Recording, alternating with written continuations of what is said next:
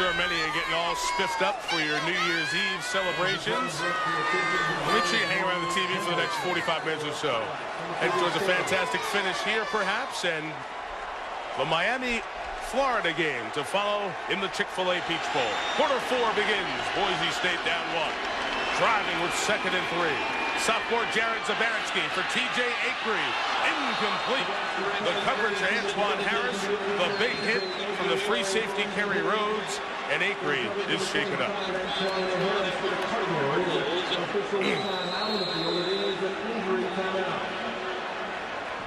We hope that the wind is knocked out of Acree and he's going to be okay. But that was a big hit by Kerry Rhodes. We just talked about how he's kind of the enforcer of this secondary. People want to talk about the play and what happened against Miami of Florida. Harris has a chance to come over. The ball hangs up, gives Harris time, and then a big hit by Kerry Rhodes on Acree. Harris almost intercepts the football, but all the momentum in the world for Kerry Rhodes going right through Acree, who's 5'10" and about 178 pounds.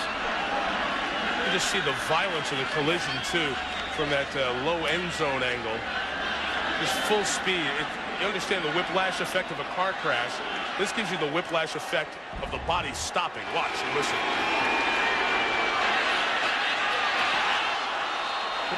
And he's going full speed and comes to an immediate stop.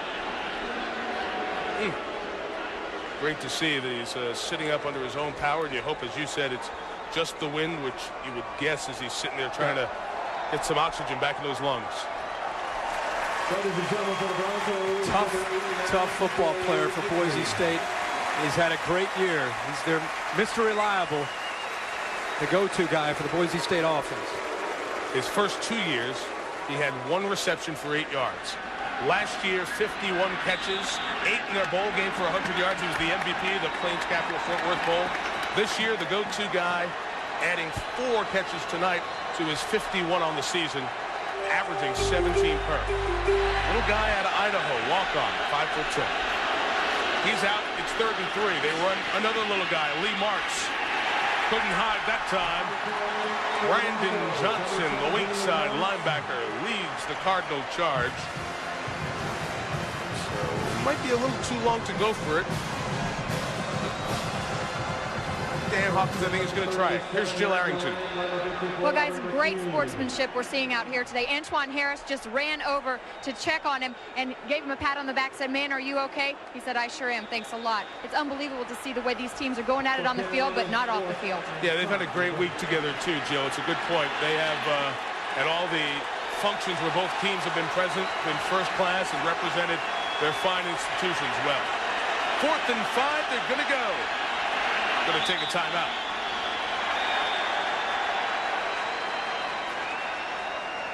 Minute gone by, 4th quarter here in Memphis. Boise State at the Louisville 37, trying to keep a drive alive, trying to retake the lead.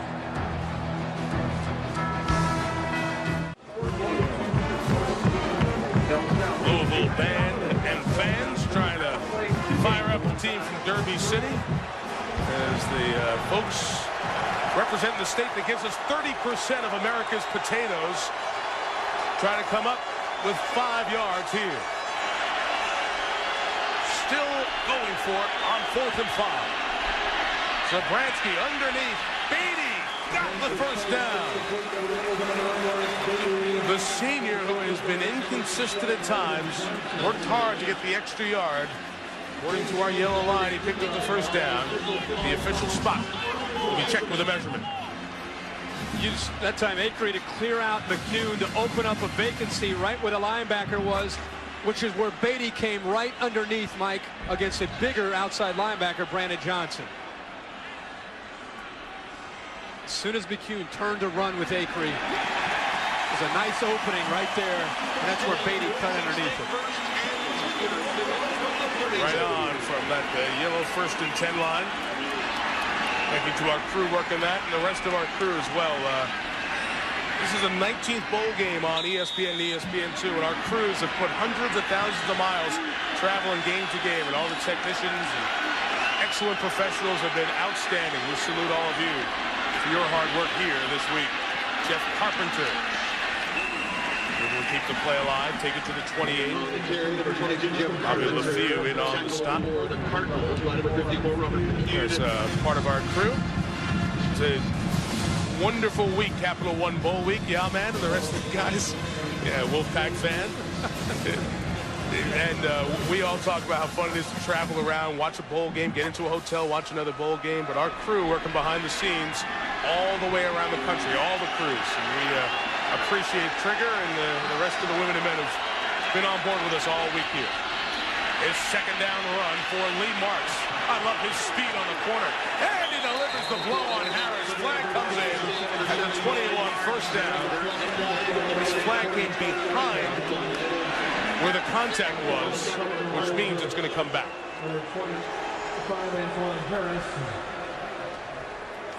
I mean, Herbie, that's 5'7", 179, Lee Marks. Just diving in there on Antoine Harris and the other Card defenders.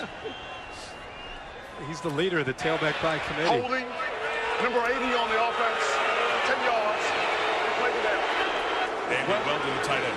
Weldon locked horns with Abe Brown, and Abe Brown's speed got around him. He grabbed him from behind. We just talked about Boise State and how impressed we are seeing their quickness and their speed and with their skill players. The one area they've not been able to attack Louisville has been the Louisville linebackers. The top 3 tacklers on Louisville's defense, they're linebackers. They try to protect them and allow them to run to the edge. Tonight, Boise State, a team that loves to run the football, averages 243 yards. Tonight, only 75 yards, and a lot of that has to do with Louisville's speed at linebacker. Louisville shows blitz, brings blitz. Zabransky goes the other way. Carpenter got about 31-yard line. A pickup of 7 on the play.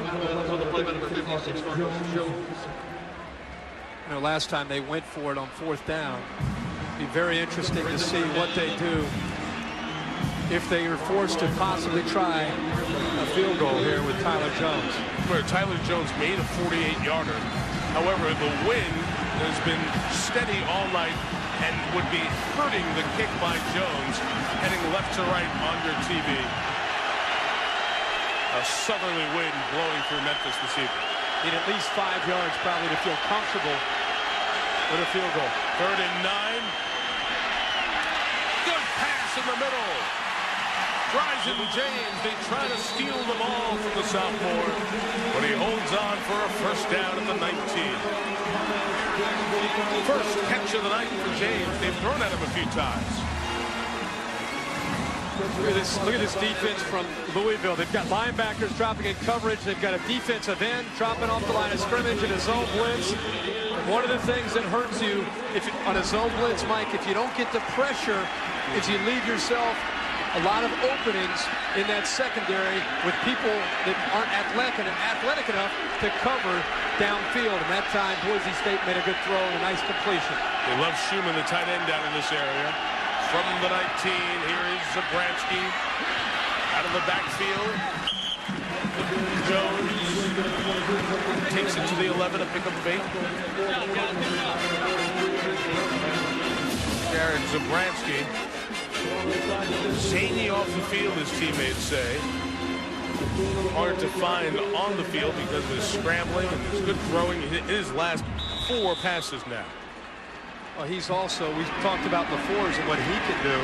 Zabransky is a guy that is a threat to run the option down inside the red zone as well.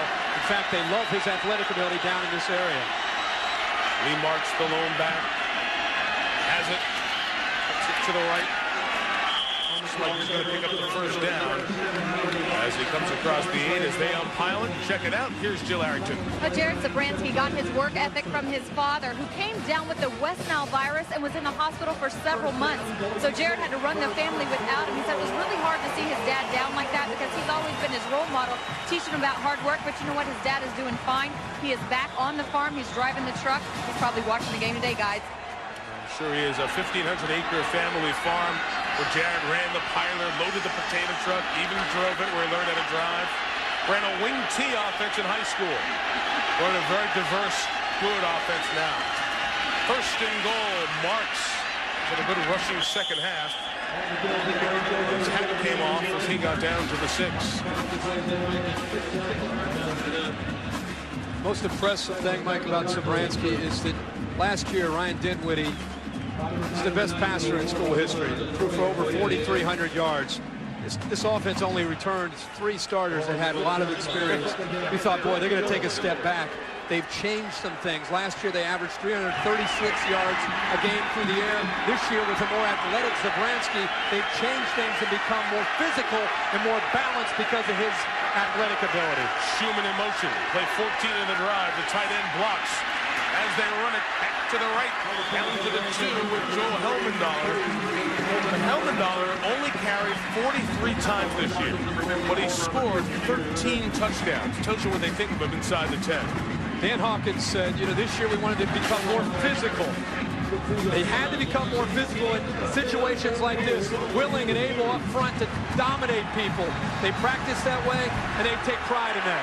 Quick snap, Helmendahler to the corner, going forward, is he in? Yes, touchdown!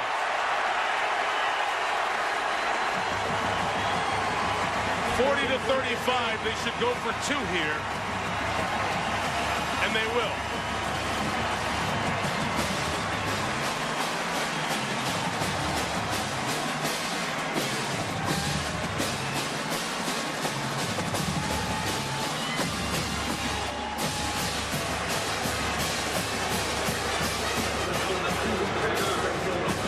Boise State this year 0 for 2, going for 2. Both were in passing situations.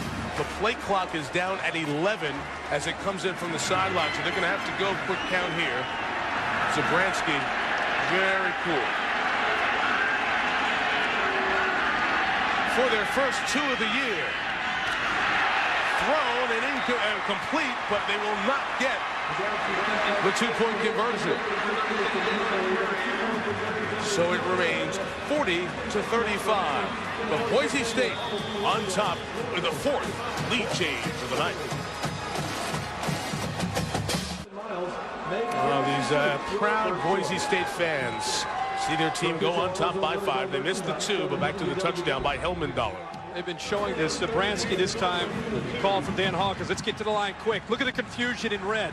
Guys aren't even lined up yet. The ball snapped. They're running all over the place. Helmendahler says, thank you very much. And you can see Louisville's defense looking around even after he went into the end zone, kind of saying, what you thought, what's going on? Do-over, we weren't ready. Right. Well, Helmendahler is not going to be confused with that Mike Vick play he made on that Saturday night a few weeks ago on ESPN against Carolina, staying parallel to the ground before he crossed the plane, but he did a nice job to keep himself up there. Roderick Clark comes back for a kickoff return. Great in this role last year. Well covered by Boise. Their head coach, Dan Hawkins, had options. People wanted to talk to him about some openings like at Stanford. He chose to agree to an extension at Boise State. Why is he comfortable staying there? I really love it in Boise. It is. The quality of life there is awesome. We're in a different stage than a lot of programs. I mean, we're building a brand new indoor facility. We're going to upgrade our stadium in the next 5 years. And, sometimes you're trying to build your horse, rather than ride the horse to some degree. And that's my niche in life right now. Loves living out on the West Coast in that beautiful Boise area. Penalty marker comes in here before this play can get started. If it's a substitution infraction or not. Prior to the snap, false start, 45, offense. It's a 5-yard penalty. It's still first down. Just to finish the thought on Dan Hawkins, he got a big deal, $525,000 a year plus incentives for the big buyout, under contract through 2010 with this extension. He'd be the highest paid state employee in Idaho. But the contract, I've learned, has not been signed. Hawkins confirmed that to me last night. He said it's just a matter of going through all the small stuff. He intends to sign it once they get out of this bowl window. First and 15 after the flag.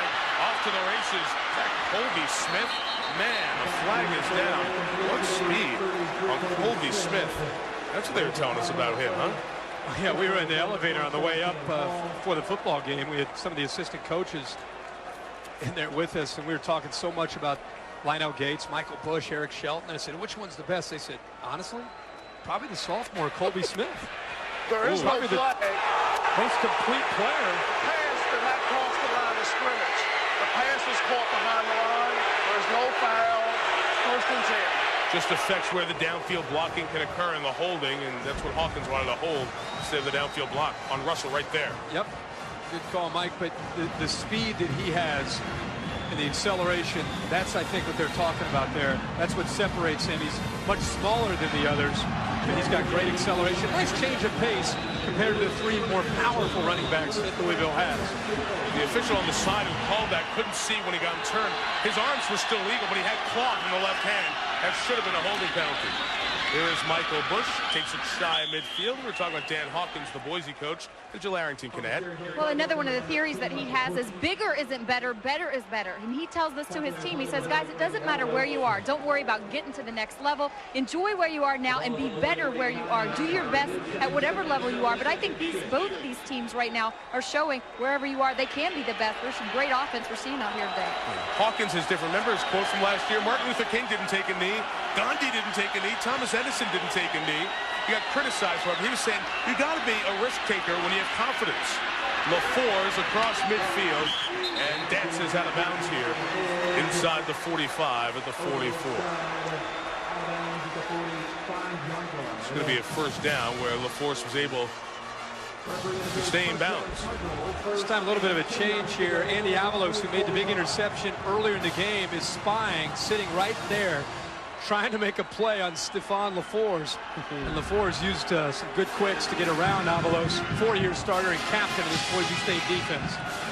Playing some of his last snaps of college football.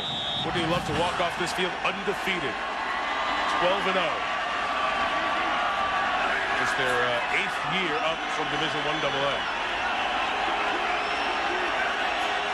Louisville looking for its best finish ever. They've never finished the season in the top 10. Eric Shelton had nowhere to go. He gained less than a yard there. Kirk mentioned earlier, this young man out of Lexington came back to the Commonwealth after a trip down to Florida State. Didn't stay at Florida State because there were too many good people in front of him. Wanted to come back with the opportunity, kind of get back in good graces with the program and come back to his home state. And it's worked out well in his junior year. Second team all-conference this year. Eric Shelton will be back. Michael Bush, Colby Smith. A lot of unbelievable talent on this Louisville team as they get ready to go into the Big East. Of course, next year with Brian Brom as their quarterback. Bush is the back now. The sophomore who was a high school quarterback can throw, eluding two. Looks like he's back playing high school quarterback. Oh, what a play by Bush. Michael Bush, terrific play inside the 20. 24 yards.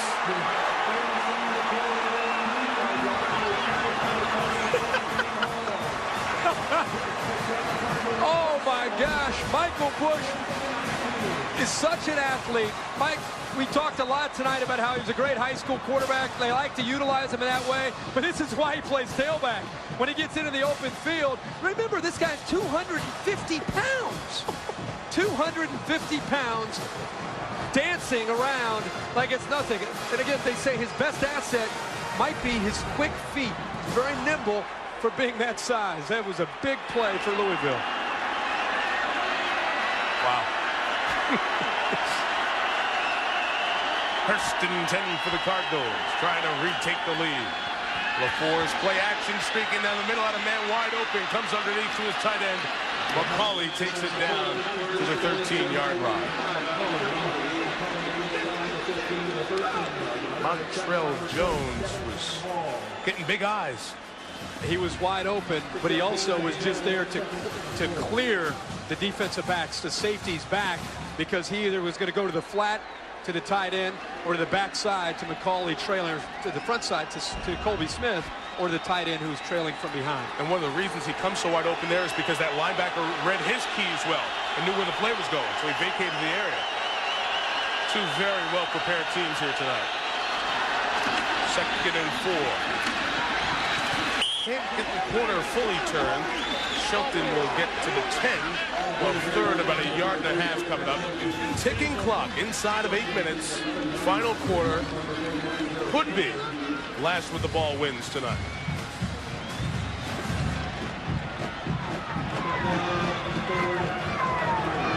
Let's see. 734 yards. Thank you, Mom, for making me do the long math. You told me about that math. Long math. Pre-calculator era. Timeout 10 taken years here old. by the Cards. Each team by high school. 2 timeouts left. Right back to 3rd down. ESPN's presentation of the 2004 AutoZone Liberty Bowl. Brought to you by AutoZone. Get in the zone. AutoZone. And in part by Jeep. Trail-rated capability. Don't go off-road without it. And Taco Bell. Think outside the bun. You always talk about the king in Memphis, and people talk about Elvis, but also that king, B.B. King. Part of the great historic Memphis roots of music and the blues. You can hear emanating from those clubs down on Beale, and they'll be filling up with red-clad Card fans after tonight. Will they be celebrating or commiserating? 3rd and 5, or 3rd and 2 officially, with 7:45 to go. Option read, LaFour's first and goal from the 6. Cam Hall, the game-saving, score-saving touchdown tackle. This time they have trips to the field. Little fake gives LaFour's enough time to be able to pick up some momentum, but they first basically use their personnel all out to the field to get the Boise State defense spread out. Most of them, they had to put 4 guys to the outside, and it gave enough numbers for the Louisville offense for LaFour's to pick up that first down. Eric Shelton is the deep back. Cardinals trying to take the lead. Shelton, big hole, forward to the 1. Because Louisville has been so high-powered and jumped out on people, this is what they've done in second halves. They use some of that big back and the power game to just beat people up, and they go quick in the second half, and they're able to maintain their lead. 276 yards rushing here tonight.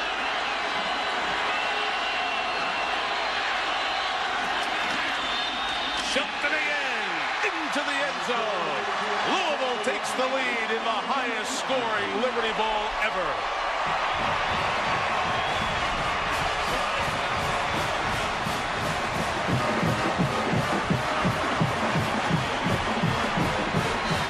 One-point game. They should go for 2 here. You're probably only down to a couple of possessions.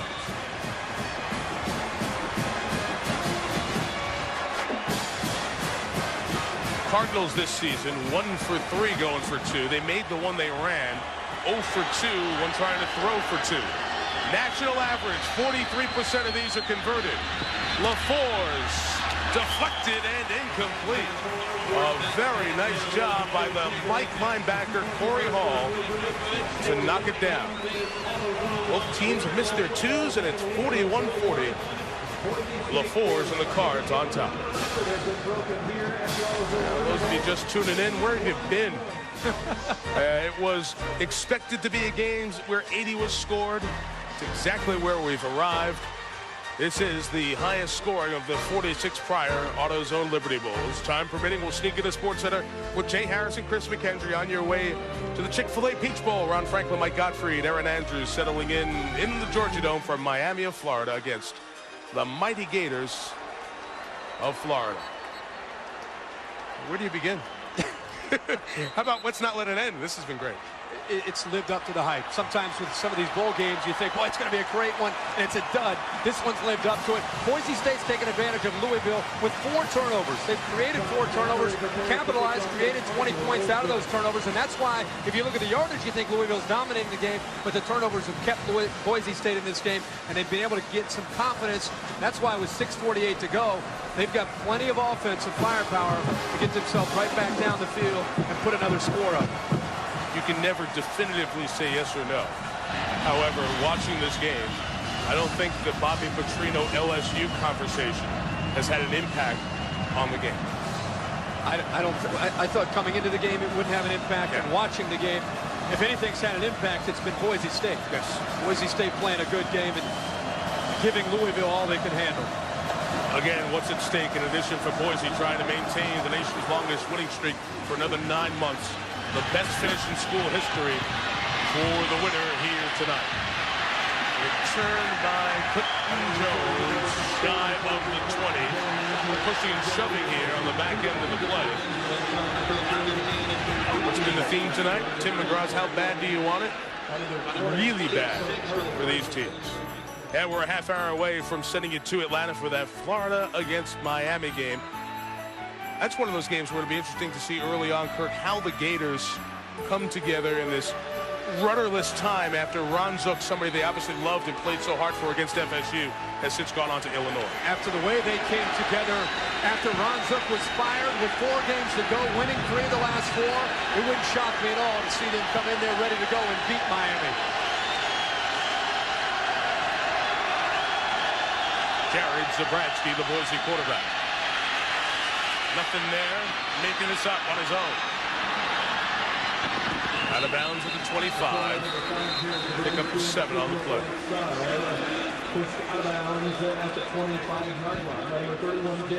If you're just joining us, you heard us allude to the Bobby Petrino story. Let me come back and reiterate it for you.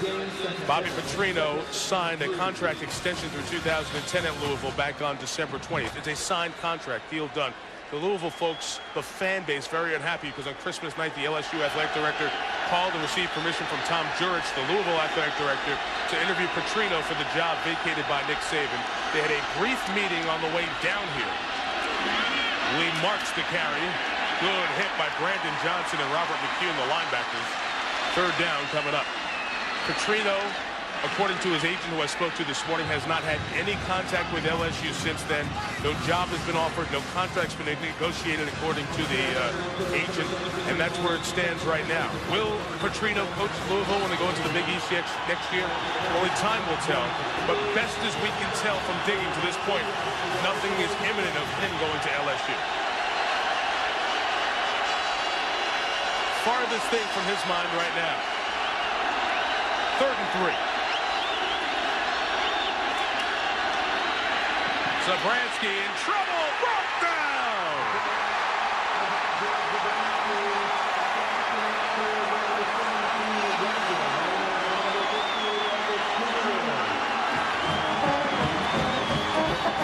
Elvis Dumerville gets there. Mike, this is great coverage downfield by Louisville. They had everybody covered. The pressure came from the inside. It didn't allow the athletic Zabradsky anywhere to go. And by the time he put the ball down to try to take off, Dumerville was there to pick up his 2nd sack of the night. That was Kyle Stringer's punt coming up.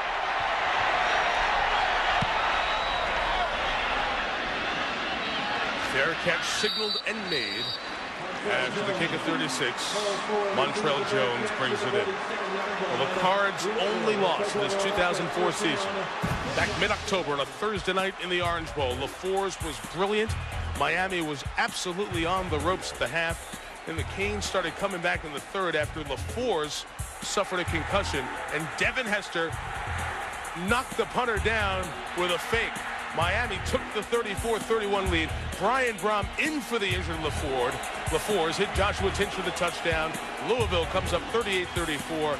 Frank Gore able to pound it in. Miami walked out of the Orange Bowl lucky to win 41-38. 1 minute from a perfect season. Cards trying to close 11-1 with a win tonight. LaFours to J.R. Russell. Right around midfield, Gabe Franklin out there on the tackle. And Kirk, you talked about how are they going to respond from that night. Here's how they responded from that night. I think they learned a lot about themselves. I really do. I think that if you think about finishing not only 6-0, but offensively, their last 5 games, they dominated people. I mean, they almost scored. It felt like when you watched them every possession. And I think they gained a lot of confidence that night going into a very difficult situation and playing Miami on a Thursday night. Michael Bush next to LaFours. Takes it, hits it hard. First down at the 40-yard line. You're right, those feet are so quick for a man that large. Well, I have to keep saying it because I just need to remind myself. He's 250 pounds. And he has outstanding vision and great quickness. When he was throwing that option and then ended up right, he looked like Dante Culpepper running around there. Yeah, quarterback coming at you.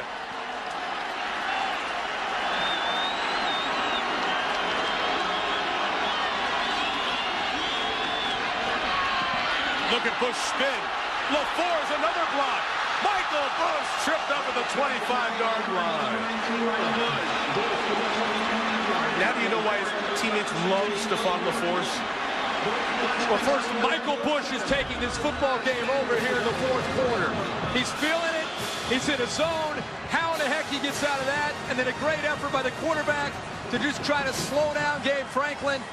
Very lucky. If Franklin doesn't make this play, there's a blocker there from Russell to give Chris Carr all he could handle. He probably would fight his way close to getting into the end zone. Good effort by Franklin, but nice job again by LaFour's of sacrificing the body to make a block to help out the running back. Bush now, the top rusher in the game, adds to his 90-yard total, bouncing to the outside for 7 there. And that clock is going downhill real fast. The next snap will come inside of 3 minutes. Carr is trying to add to a 1-point lead. We're going to talk a lot about Michael Bush. We're also going to talk about the offensive line helping take this game over here in the fourth quarter. Part of the game plan by Bobby Petrino was to come into this game and try to get in a position to win it in the fourth quarter by wearing down the Boise State defense. And right now, to this point, they've been able to do this here with 307 yards rushing, and a lot of that here in the fourth quarter. Eric Shelton now comes in the backfield, 2nd and 4. The Florida State transfer across the 15, down to the 10. This is smack you in the mouth, dominating fourth quarter football played by the Cards. These last couple drives are just symbolic of the year that Louisville has had. Yes. Looking at Michael Bush, you need a little breather. Eric Shelton, come on in, partner. Take a few carries. Bush, get a breather. You can come back in. Mix in a little Stephon LaFour's with a play action, occasionally a scramble. This is what Louisville's been able to do this year. It's tough to stay with them because of the great depth they have in that backfield. Boise State is one of those situations, either stop them, let them score. They milk every second off the play clock on this one. Oh, are they going to call a delay game or a false start? Let's see.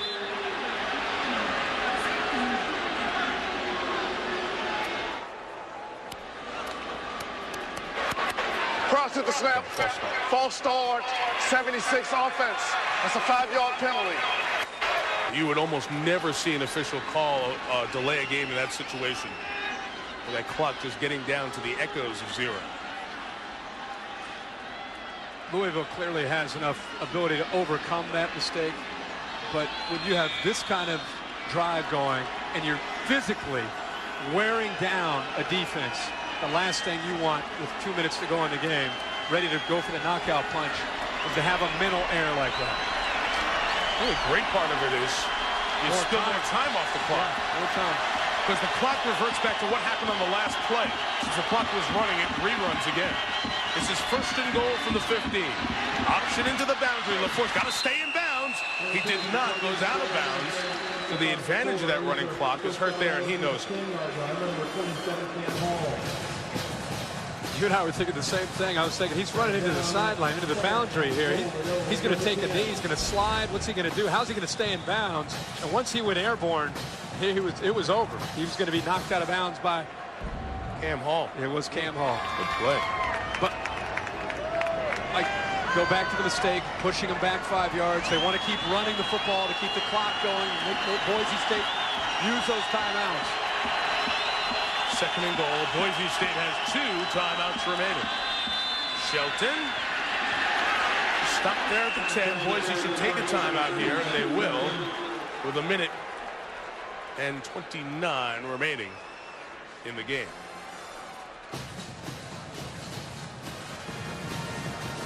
Well, 3rd and goal coming up for Bobby Petrino's team, leading by 1 in the AutoZone Liberty Bowl.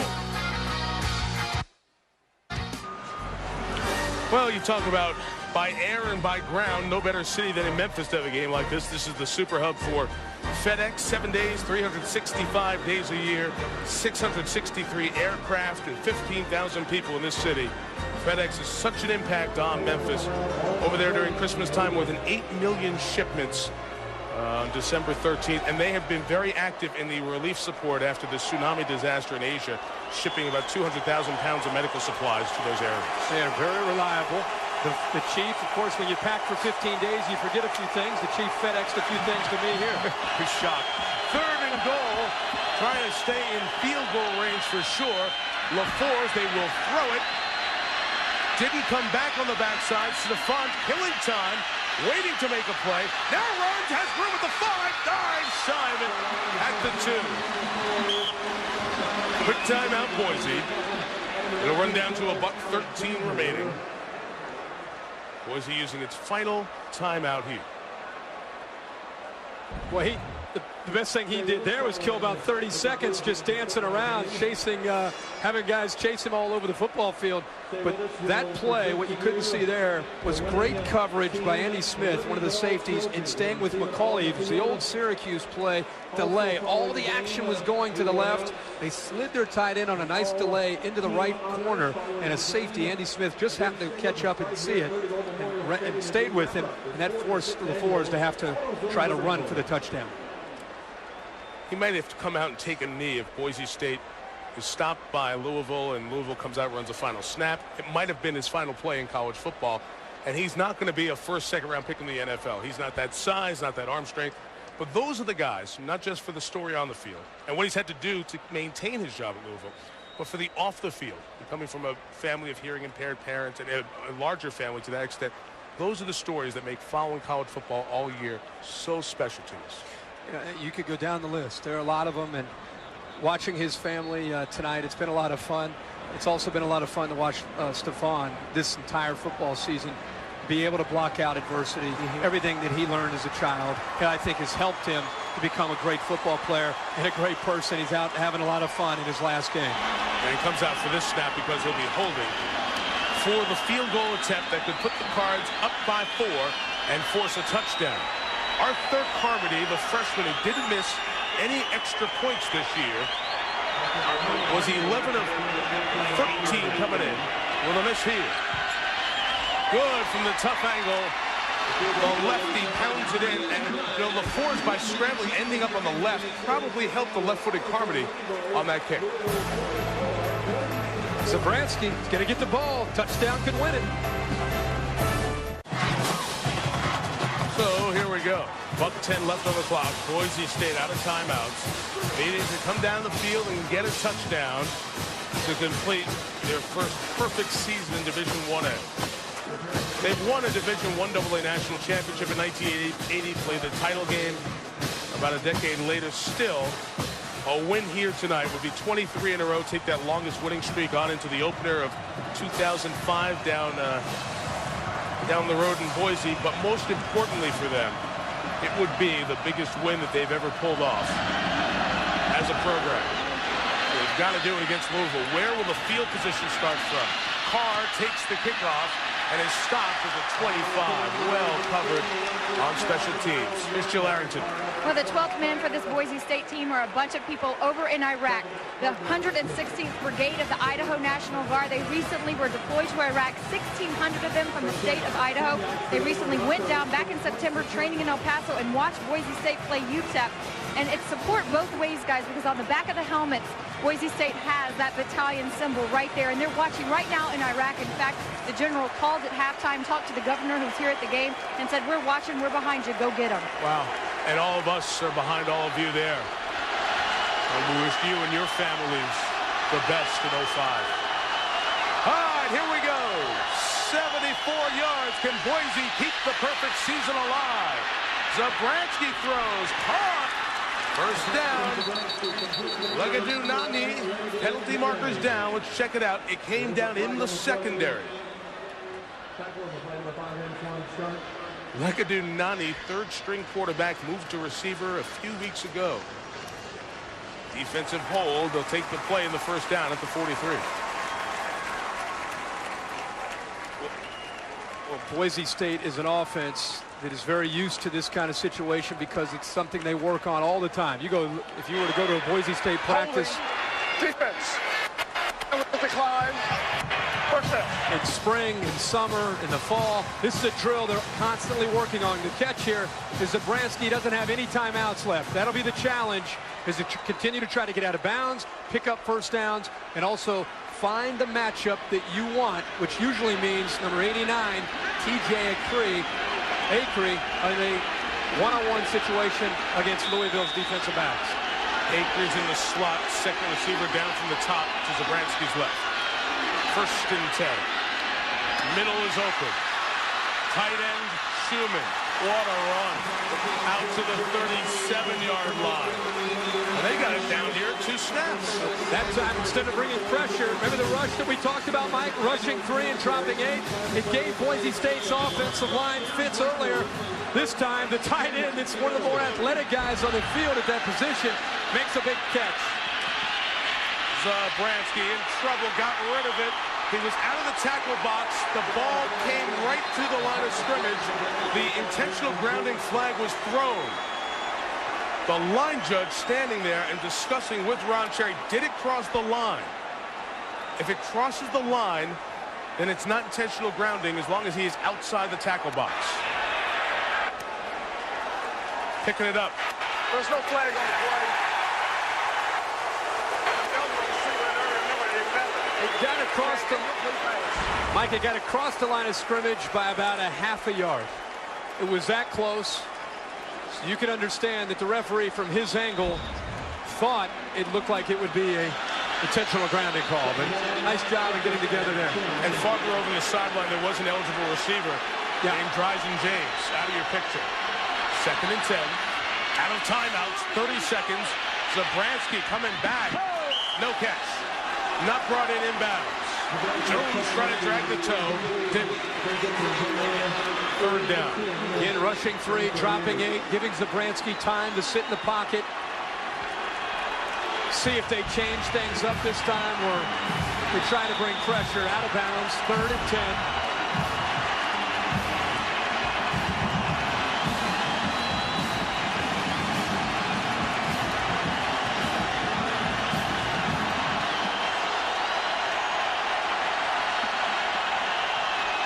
Three-man rush.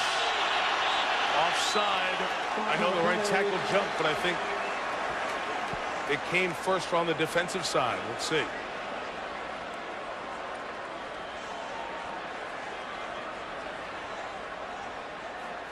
Umpires watching the snap as the ball snapped while he was coming offside, which would then supersede the false start. Offside. Defense. 58. 5-yard penalty.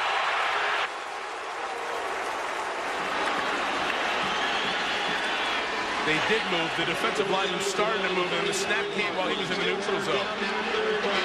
Very common to see that call go the other way, because it's a reaction from the offensive line that seems to catch the attention of the official. It's a gray area, but the call could go either way. This time, it goes against Louisville.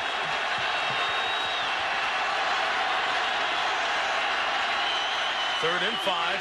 4 receivers out there. Zabransky in trouble. He's brought down at the 30. Clock doesn't stop on a sack. He gained yards anyway, and it's 4th down, so they can't down it. They've got to go. They're subbing people onto the field. We're down to 10 seconds left.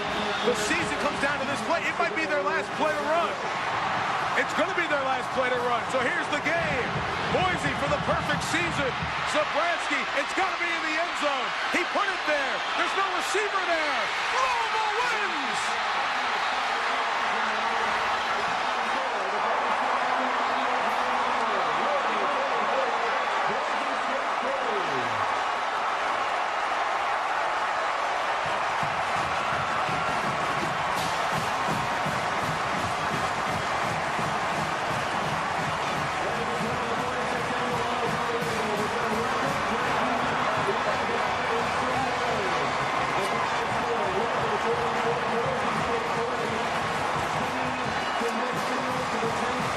Fitting that Kerry Rhodes made the interception on the final play. He was the guy who could have had it against Miami. Louisville has never finished 11-1. Their best season ever. They will finish in the top 10 for the first time ever. The nation's longest winning streak now belongs to USC. Bobby Petrino with Jill Arrington. Congratulations. As advertised, this was a game of momentum swings and offensive shootout. What kind of statement did Louisville say to the country today? It was just a great game. You know, it reminded me of the game we had here with Memphis. But we had the ball. We were able to go down, move it, and get the field goal. Then our defense held on. And great game, back and forth, great offenses. Both defenses played extremely hard. And you can't say it was all that they talked about. And, Coach, what can you say about the way LaForce just kept on running this #1 offense in the country? Oh, he did a great job. You know, you can't say enough about it. He was just a great competitor. To be able to run the ball like he did today, make plays when things weren't there. You know, that's what he's been doing all year for us. And our team showed a lot of character, being down at halftime and coming back and winning. And, Coach, for you, with all the adversity with the LSU job, all the talk all week, how was it for you to stay focused? Is this the payoff? Oh, no doubt about it. No doubt. When you see your players come out and put all the effort on the line and do exactly what we're coaching them to do, you know, it says a great deal about our players. Well, congratulations. Enjoy the win. Thanks, Jill. Back to you, Mike. Jill, thank you. Our Capital One players of the game, the offensive line for Louisville, 329 rushing yards. The way was paved by the 5 guys up front. We honor them here on Capital One Bowl Week with tonight's Capital One player of the game. For the people out there that say the BCS is all that matters, I hope you had a chance to watch this football game and take in the energy. 2 football teams that left it all on the field tonight. Great effort. Came down to who had the ball last, and Louisville's defense made the play. Happy New Year, bud. Same to you. See you on College Game Day tomorrow morning with Jill, Coach, Chris, down in South Beach. And thank you to our entire Thursday Night Football crew as we traveled around during the season. Our producer, Bo Garrett, director Mike Schwab, the rest of the women and men with our crew as well. Stephon LaForce goes out a winner in his final collegiate game. But just stay tuned now for Reese, Mark, and Trev, a College Game Day scoreboard. And we'll get you to the Chick-fil-A Peach Bowl next. Now with Jill Arrington and Kirk Herbstreit. This is Mike Tirico. Thanks for watching this presentation of ESPN, the worldwide leader in sports. For more, log on to ESPN.com. Louisville by 4. And here's Reese Davis.